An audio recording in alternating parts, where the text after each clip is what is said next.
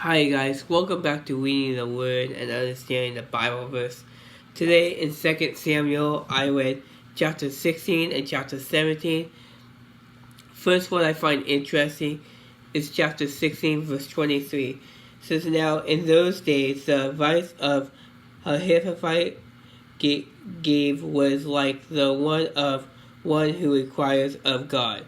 That was how both David and Absalom received all the Ahithophel's advice.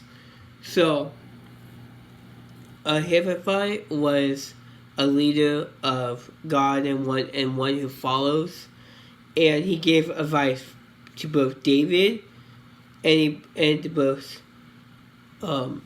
Absalom. And then what I find interesting is Absalom didn't listen to the advice Ahithophel gave him, so Ahithophel turned and sent advice to King David, and King David and his army, which were all fighting men just like David, he told them to go cross the Jordan. So they went and crossed the Jordan. And then, in chapter 17, after David crossed the Jordan and all his men, this is what I find interesting. In chapter 17, verse 23 again. When Ahithophel saw that his advice had not been followed, he was sad. His donkey and set out for his house in his hometown. He put his house in order and then hanged himself.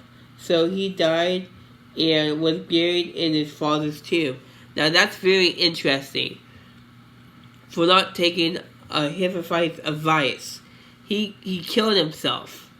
I find that very interesting. Verse 16 and 17, both in chapter 16 and 17, verse 23 and 23 in both chapters, are very interesting and strange.